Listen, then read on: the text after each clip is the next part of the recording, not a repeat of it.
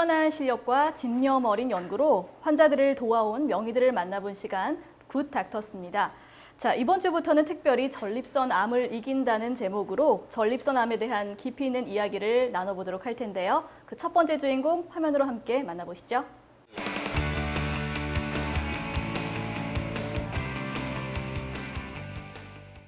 굿 닥터스 그 첫 번째 주인공입니다. 칠곡 경북대학교 병원의 권태균 교수 나오셨습니다. 안녕하세요. 반갑습니다. 안녕하십니까? 네.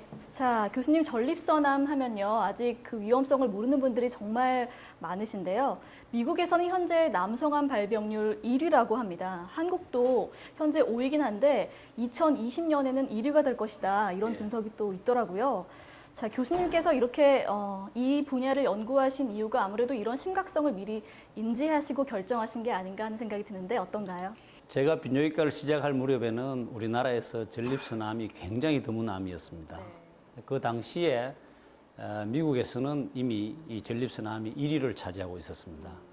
제가 예상할 때 우리나라도 결국은 고령화되고 식생활이 서구화되면서 전립선암이 급증할 것이라 이렇게 예상을 했습니다. 그래서 이 분야를 전공하게 되는데 최근의 추세를 볼 때는 제 예상이 어느 정도 적중한 것 같습니다. 네. 비뇨기암의 로봇 수술 선구자로 제가 또 알고 있거든요. 이 부분도 설명을 좀 해주실까요?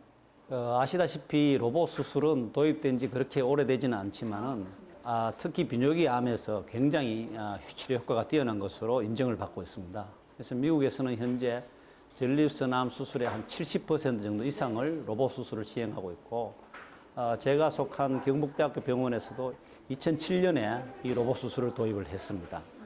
제 개인적인 경험으로는 그동안에 꾸준히 해서 작년 초에는 300내를 돌파를 했고 올 9월경이면 500내 정도 될 것으로 예상을 합니다. 정말 많네요. 예, 이는 아무래도 지역민들이 저희 병원 또 저를 신뢰해 준 덕분으로 생각을 하고 이 기회를 빌어 감사의 말씀을 드립니다. 네, 알겠습니다. 저희가 첫 번째 시간인 만큼 전립선암 어떤 것인지 전반적인 내용을 한번 알아보도록 하겠습니다. 자, 전립선 어떤 기관인가요? 네, 전립선은 남성 생식기에 굉장히 중요한 역할을 하는 기관인데 우리 몸에서 보면은 골반의 안쪽 방광 바로 밑에 있습니다. 요도를 둘러싸고 있고 직장 바로 앞에 있습니다. 네. 그래서 사람의 복강 내부에서 볼 때는 가장 골반 깊숙이 위치하고 있다고 이렇게 말씀드릴 수 있습니다. 네. 이 전립선은 우리 몸에서 어떤 역할을 하고 있을까요? 아까 말씀드린 대로 남성에서 생식 기능에 굉장히 중요한 역할을 합니다. 정액의 한 20% 정도를 차지하는 성분을 이 전립선이 생산합니다. 이 전립선 액인데 전립선 액은 정자를 주로 보호하는 역할을 하고 이 사정된 정자가 난자에까지 안전하게 도달할 수 있도록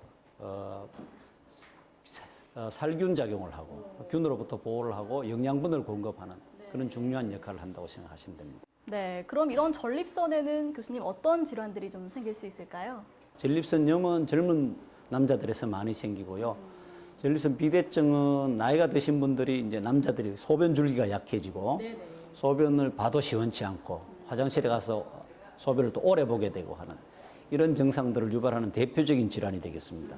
네, 전립선 비대증도 역시 좀 주의를 해야 될 질환인 것 같습니다.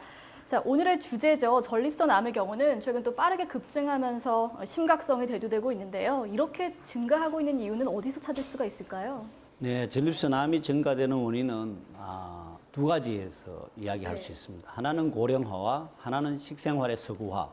이 두 가지로 말씀드릴 수 있는데 나이가 드신 분들이 전립선 암이 많이 생기기 때문에 고령 인구가 증가되면 전립선 암이 증가될 수밖에 없고 또 식생활과 관련해서는 육류 섭취가 전립선 암을 유발하는 주요 인자가 되겠습니다.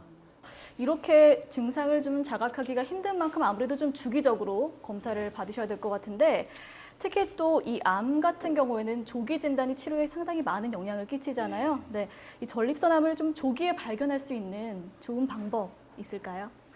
네, 전립선암은 다른 암보다는 조기에 발견할 수 있을 가능성이 높습니다. 다행이네요. 아주 다행인데 특히 그 PSA라고 전립선 특이 항원이라고 하는데 우리말로는 PSA 검사라는 아주 간단한 검사가 있습니다. 이는 혈액을 소량 채취해서 검사를 하는 것입니다.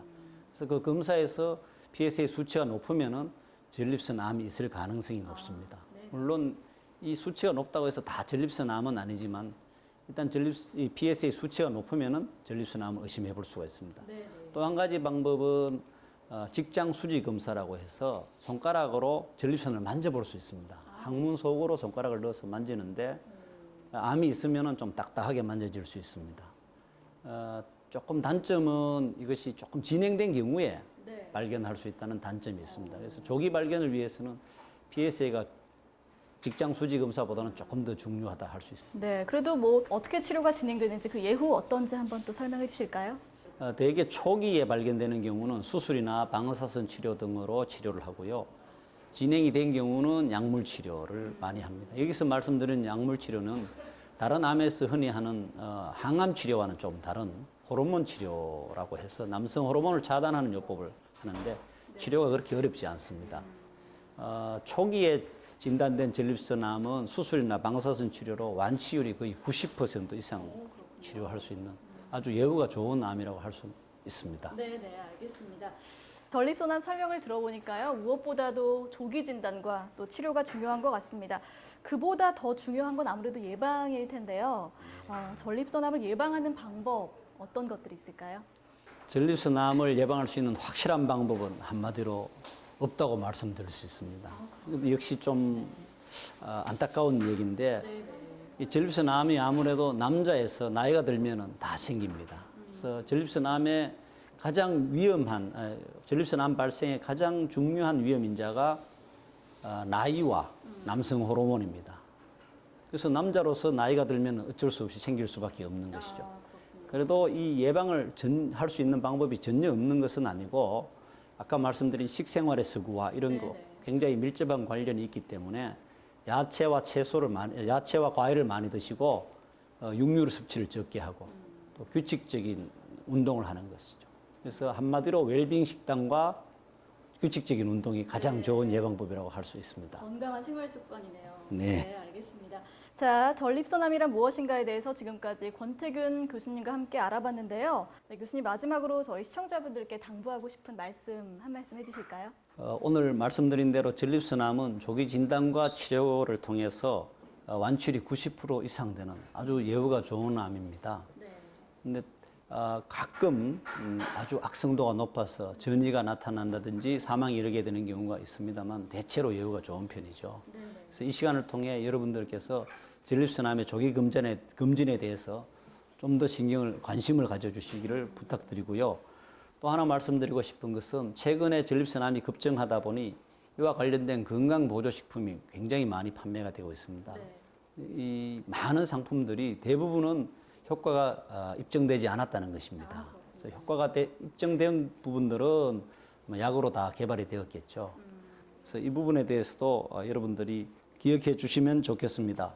끝으로 이 시간을 통해 여러분들이 전립선과 전립선암을 이해하는 데 도움이 되었기를 바라며 모든 분들의 건강을 빕니다.